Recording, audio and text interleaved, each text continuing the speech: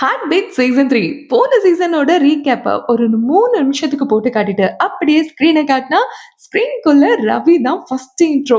ரவி ஹாஸ்பிட்டலுக்கு வந்ததுமே, அவர்கிட்ட ஒரு நர்ஸ் "நீங்க இந்த ஹாஸ்பிட்டல்ல தானே வொர்க் பண்ணீங்க?" அப்படின்ற மாதிரி கேட்டு, அப்படியே அவர் பேரையும், அவரோட வைஃப் பேரையும் தப்பு தப்பா சொல்லிக்கிட்டு இருப்பாங்க. அந்த நர்ஸ் கிட்ட இருந்து எஸ்கேப் ஆகி, அர்ஜுன பாக்க தேடி போய் அவர் ரூம்க்கு போனா, அங்க பார்த்தா ரூம் மாறி இருக்கும். ஆளும் மாறி இருக்கும். அந்த ரூம்ல மானசா ஹாஸ்பிட்டலோட சிஇஓ தான். அவங்க தான் இருப்பாங்க. ஆனா, தான் சிஇஓன்னு சொன்னது கூட ரவி நம்பவே மாட்டாரு.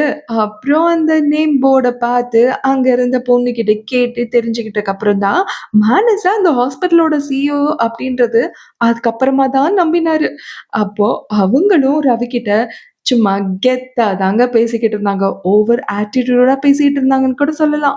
"நீ பார்த்த ஹாஸ்பிட்டல் இது இல்ல. டோட்டலா மாறிப்போச்சு." அப்படின்னு சொல்லி ரவிய அனுப்பிச்சு விட்டுட்டாங்க. அப்புறம் அங்கருந்து ரதி மேம பார்க்க போவாரு. பார்த்தா ரதி மேம் ரூம்ல இருக்க மாட்டாங்க.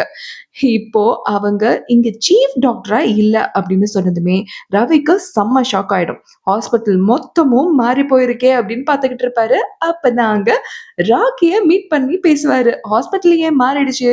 அர்ஜுன் ஏன் ஆளையே காணோம்?" அப்படின்ற மாதிரிலாம் கேட்டு விசாரிச்சுக்கிட்டு இருப்பாரு. பார்த்தா அர்ஜுன் அரியர் பேப்பர கிளியர் பண்ண காலேஜுக்கு படிக்க போயிருக்காரு.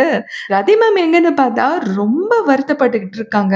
எதையுமே மறக்க முடியாம ரொம்ப ஸ்ட்ரகிளா இருக்காங்க. அதனால அவங்க கவுன்சிலிங் மேல கவுன்சிலிங் போய்க்கிட்டு இருக்காங்க அப்படின்றத நமக்கு காட்டுவாங்க. அப்புறம் என்னடான்னா நவீன், கிரண், தேஜு அப்படின்னு இருக்கிற மொத்த பேரையுமே புதுசா வந்த மானசா தூக்கிட்டா அப்படின்ற விஷயத்தையுமே ராக்கி ரவி கிட்ட டீட்டெயிலா சொல்லிக்கிட்டு இருந்தாரு. அப்புறம் ரீனா பத்தியும் ரவி விசாரிச்சுக்கிட்டு இருந்தாரு. அதுக்கு விஜய் சார் ரீனாவ கூட்டிக்கிட்டு தூரமா போயிட்டாரு. இப்போ ரீனா பெங்களூர்ல இருக்கா. யார்கிட்டயும் பேசுறது இல்ல. ரீனாவ கண்டிப்பா விஜய் சார் நல்லா தான் பார்த்துட்டு இருப்பாரு அப்படின்னு சொல்லிக்கிட்டு இருந்தாரு. அங்கிருந்து கட் பண்ணா அப்படியே விஜய்க்கும் ரீனாக்கும் ஒரு இன்ட்ரோ குடுத்தாங்க. அதுல 2 பேரும் அப்பா பொண்ணு பாண்டிங்க கியூட்டா காட்டிக்கிட்டு இருந்தாங்க. அப்புறம் என்ன 2 பேரும் கிளம்பி ஹாஸ்பிட்டலுக்கு போவாங்களா, அங்க ரீனாவோட ஃப்ரெண்ட் வந்து பேசிக்கிட்டு இருப்பா. ரீனாவ ஒரு பையன்கிட்ட பேச சொல்லி ரெக்கமெண்ட் வேற பண்ணிக்கிட்டு இருப்பா. அதுக்கு ரீனா இன்னும் நான் பழசெல்லாம் மறக்க முடியல. இதுல இது வேறயா அப்படின்னு சொல்லிட்டு இருப்பாங்க. இருந்தாலும் அந்த பையன்கிட்ட பேச மனசு துடிக்கும். ஆனா பேச மாட்டாங்க. இன்னொன்னொரு பக்கம் இங்க அர்ஜுன பாக்க ரவி போயிடுவாரு. "என்னடா நீ அங்க இருந்துட்டு இங்க வந்திருக்க. உனக்கு இதெல்லாம் வேணுமா? இதெல்லாம் தேவையா?" அப்படின்ன மாரி கேட்டுட்டு இருப்பாங்க. அதுக்கு தான் அர்ஜுன் சொல்வாரு, "இல்ல, இல்ல. என்னால பழச எதையும் மறக்க முடியல.